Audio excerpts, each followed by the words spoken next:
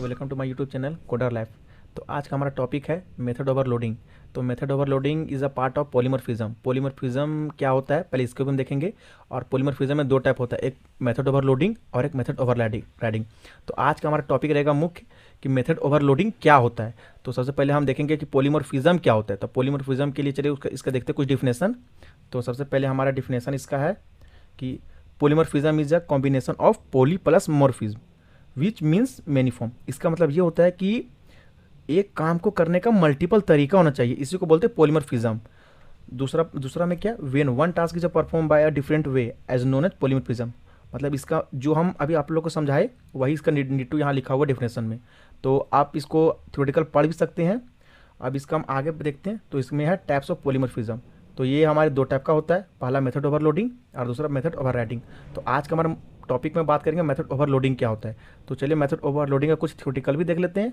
तो method overloading में क्या लिखा हुआ है, तो it's allow a class to have multiple method which the same name but different parameter.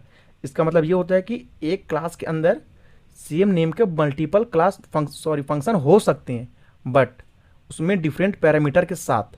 तो इसका मतलब यही है। और इसको it is a called as compile time polymorphism भी बोल सकते हैं।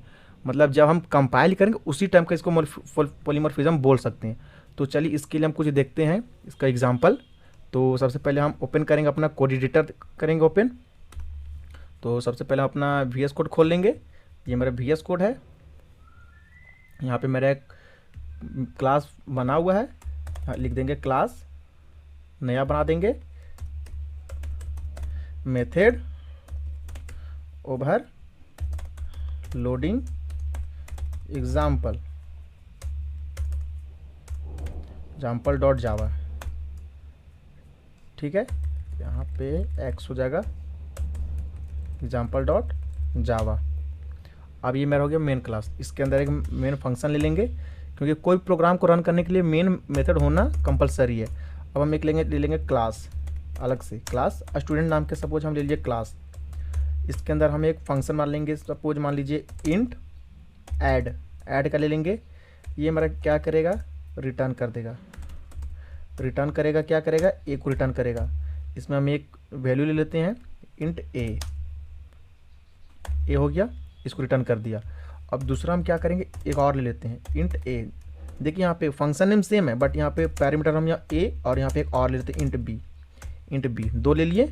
अब दोनों को हम सम करके रिटर्न कर देंगे। तो ए प्लस बी, यहाँ पे दोनों का सम आ गया। अब एक और इसी तरह हम ले लेंगे इंट एड, इंट ए, इंट बी, इंट सी। अब देखिए यहाँ पे हम तीन पैरामीटर लिए। अब इसको हम रिटर्न करें क्या, ए प्लस बी प्लस सी, तीनों को हम जोड़ दिए।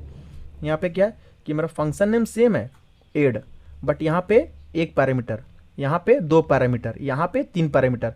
जो भी हम थ्योरेटिकल में पढ़ के वही हम यहाँ पे एग्जाम्पल डिट्टू छाप रहे हैं क्योंकि यहाँ पे class name same but different parameter. तो यहाँ पे एक दो तीन मतलब सब में अलग अलग है।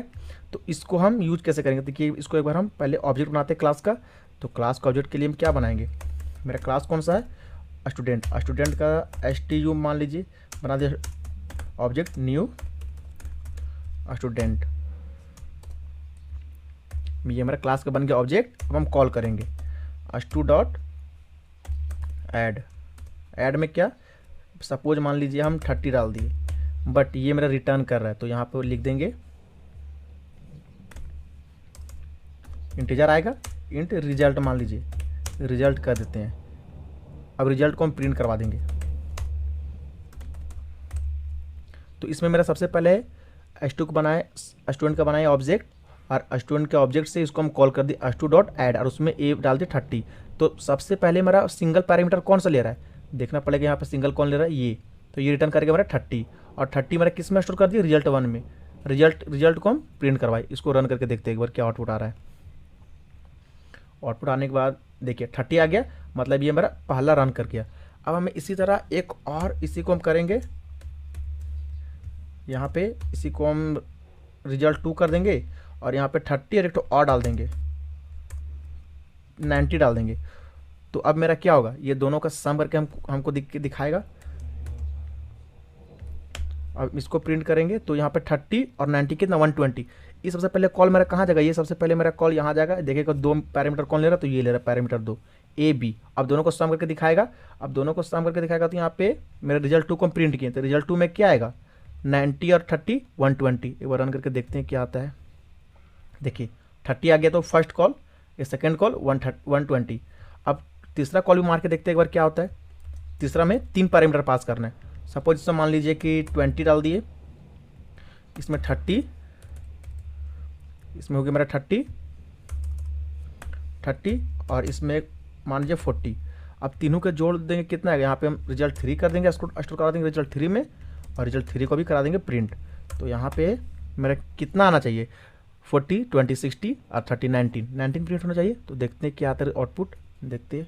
देखिए 30 120 90, ये कहाँ से आया, मतलब 30 मेरा यहाँ पे इससे आया, 20 से, 30 से, मतलब यहाँ पे देखिए मेरा ये 30 सिंगल वैल्यू गया, पैरामीटर पास किए तो मेरा सिंगल पैरामीटर वाला सर्च किया, वहाँ पे उसका आउटपुट शो किया। डबल आर्गूमेंट पास किए तो डबल वाला को खोजा, ट्रिपल आर्गूमेंट पास किए ट्रिपल वाला को खोजा। इसका मतलब ये है कि हम जिस टाइप का आउटपुट में डालेंगे हम इन पैरामीटर, वही हिसाब से मेरा यहाँ और रन करेगा। तो इसके लिए इसका कॉन्सेप्ट तो आप लोगों का क्लियर हो गया होगा। तो आज के लिए गाइज इतना ही काफ़ी है, और आप लोग का हम ये पीपीटी प्रोवाइड करवा देंगे डिस्क्रिप्शन में, नोट्स आप लोग वहाँ से डाउनलोड कर लीजिएगा और एक्सेस कर लीजिएगा। तो ठीक है गाइज, आज के लिए इतना ही काफ़ी है, फिर मिलते हैं नेक्स्ट वीडियो में। धन्यवाद।